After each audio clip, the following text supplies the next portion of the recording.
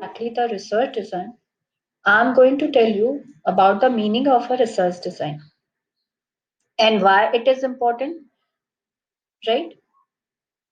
Research design होता क्या है, पहले तो मैं उसके बारे में आपको बताऊंगी, क्यों ये इम्पोर्टेंट है, इसकी उपयोगिता क्या है, और रिसर्च डिजाइन का रोल इम्पोर्टेंस क्या है इन अ रिसर्च प्रोग्राम। वो सारा डिस्कशन मैं आपको इस वीडियो के थ्रू बताऊंगी। रिसर्च डिजाइन क्या होता है? अगर आप कोई रिसर्च प्रोग्राम कंडक्ट कराते हैं तो आपको उससे कहीं ना कहीं अपना ऑब्जेक्टिव फुलफिल होता है, या जो आपकी प्रॉब्लम है उसके सोल्यूशन को ढूंढने के लिए आप रिसर्च प्रोग्राम ऑर्गेनाइज करते हैं। It means the decision regarding what, where, when, how much, by what means concerning an inquiry.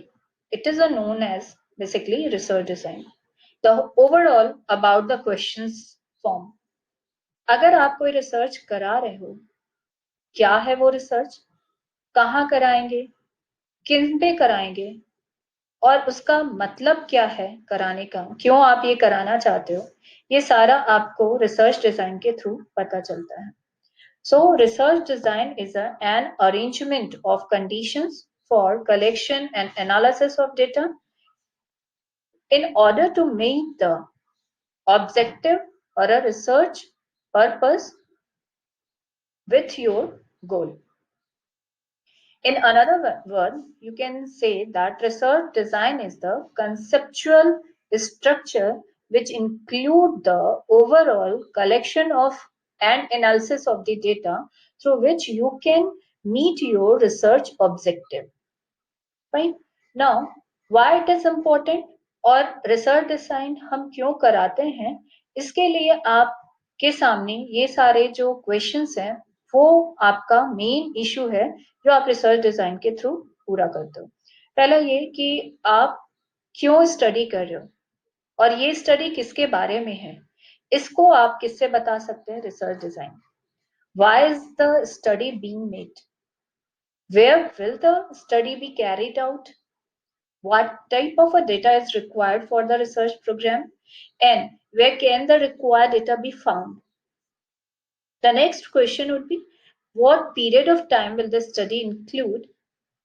What will be the sample design? What are the techniques which are using to collection of the data? What will be the data analyzed, and in what style will the report be prepared? These all questions would be solved with the help of the research design. So research design is a important techniques through which you can understand the overall research. Fine. Now there are you can classify overall research design into 4 parts according to the operations of the research design. Right. The first part on this is the sampling design. The sampling design basically deals with the selections of the items from the population on which you are going to conduct the research program or you are going to observe it. This is sampling design. Fine. In the next part of the research design is a observation design, which deals with the condition under which the observations are to be made, and in statistical design basically concerned with the question of how many items are to be observed and how the information and data gathered are to be analyzed. In an operational design, it basically deals with the techniques by which the procedure or a specified in the sampling, statistical and observation design can be carried out.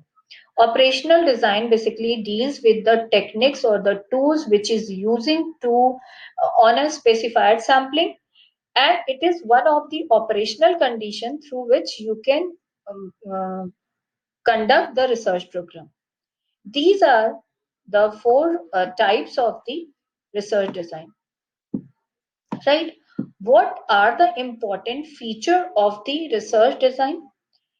Basically, it is a plan that specifies the sources and types of information which is relevant to the research problem. You can say in another word that research design is a plan or a strategy through which you can get the information which is relevant for your research objective. Similarly, it is a one of the strategy or a approach which is used for a gathering and analyzing of data, and after that you can interpret the data by using the various constraint as well as controllable factor on this, right? This is whole about your importance of the research design. Now come to the next part of the research design, that is need for a research design, why it is needed, right? First you have to understand what is role or a, you can say what is basically the importance of the research design, why it is so important for a research program. Actually it is a plan which can be done in advance. It means that is in advance we have to collect data, but before that we are very much clear about that whether the data what you are collected for your research program is relevant for your research problem or not, right? Research design can be understand that it is a one of the plan which can be designed in advance for collection of data as well as analysis for your research problem. It can be understand in another word that advanced planning of the method which is adopted for the collecting of the relevant data and the techniques which is used for the analysis of the research problem, keeping in a view that the objective of research as well as other various factor which is involved for the research program, right? It means this is one of the important technique or a tool through which you can design overall the research program, in which direction you are going to conduct it or how it is relevant for your research objective. So these are basically the need of the research design. Now, what is the features of the good design? This is another topic through which you can understand how the good research design can be good. The first characteristics of this is it it must be a flexible type. It is appropriate, efficient, economical. These are basic characteristics for the good research design, right? Similarly, from the research design, we can get the maximum yield of the information which provide the opportunity for considering many different aspects of the problem. The question of good design is related to the purpose, or you can say the objective of the research problem. Through following factors, we can design the appropriate research problem. The first part in this is the means of obtaining information. Why this information is important for us? So research design can be appropriate, that depend on the what the research problem we are going to conduct. The next in this is the availability and skills of the researcher and his staff, if any. Another objective, what are the objectives of the problem, what we are going to study in the research problem, the nature of the problem, and the availability of the time and money. These all important factor which is important to design the research, as well as it is also important to know about whether we can design a good research for any research problem. Fine. There are few terminology which is used to design the research. Here, I'm going to tell about each and every terminology which is used for a good research design. and you have to knowledge about what are the basically the factors or terminology which we are going to design for a research problem. First thing, that is dependent and independent variable. Dependent variable, where two variables are interrelated to each other, that is known as a dependent variable. And independent variable, where there is a no correlation between a two variable, that is known as a independent variable. Fine. For example, if we are going to explain that like weight, height, income, all are examples of the variables. These are only the variables. Here, this is not quoted as a dependent or independent variable. Here, only the variables, right? Which can be converted into numeric values, that all are considered as a variables, right? Sometime in a research problem, we are considering the qualitative phenomena or attributes or characteristics that depend on which kind of attributes we are considering in research problem. That qualitative phenomena is also, if it is converted into numerical form, that it must be considerable, otherwise it is based on some kind of a biased research. Got it my point? Right. Now the next one part is that the all variables are non-continuous. Sometimes it is continuous, sometimes it is not continuous. Fine.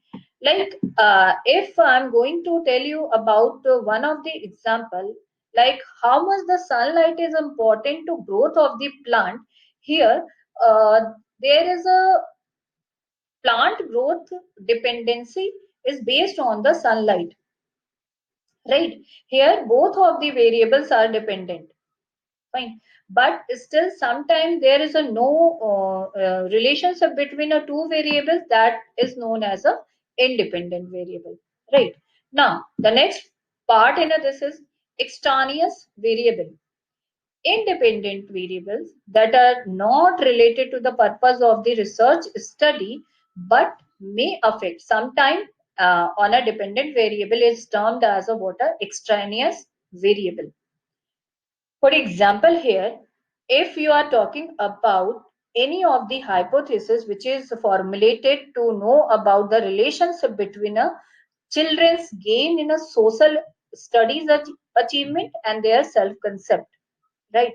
In this case, self-concept is an independent variable and social study achievement is a dependent variable. Intelligence may be as well affect the social study achievement, but since it is not related to the purpose of study, so it is an indirect variable which is considered as a extraneous variable, right? Now you can understand it with another way, that the effect upon the dependent variable but not directly, this is called as a what, a extraneous variable, right? Now the next in this is control. What is the next terminology which is used in a research design? That is control. One important characteristics of a good research design is to minimize the influence or effect of the extraneous variable. It means you have to control over the design, which minimizing the effect of the indirect independent variable. In a research, if the term control is used to refer to constrain the experimental condition. Fine. Now, one of the another terminology which is used in a research design, confounded relationship. If the dependent variable is not free from the influence of the extraneous variable, the relationship between the dependent and independent variables is said to be confounded by an extraneous variable. When there is an impact of the extraneous variable on dependent variable is considered, then this relationship between whom, like dependent and independent variable, is said to be confounded by the extraneous variable. right? The next one in this is research hypothesis. When a hypothesis is formulated to know about the relationship between the variable of dependent and independent variable, this is known as research hypothesis. It is basically the assumptory or predictive statement that relates to the relationship between independent variable on the dependent variable. Usually, research hypothesis must contain at least one independent and one dependent variable, right? It means which are not to be objectively verified, or the relationship that are assumed but not to be tested are not termed research hypothesis.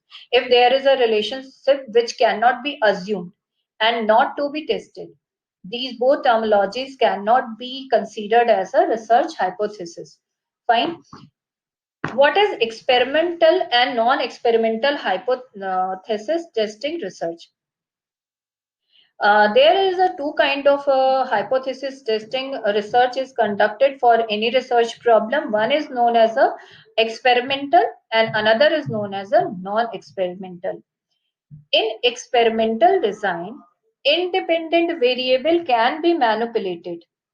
If there is a control over the experiment, what we are going to hypothesize testing research, it is considered as a experimental hypothesis testing research. Fine. In next part, if we can't manipulate or a control over the independent variable, then this kind of experiment is known as a non-experimental hypothesis testing.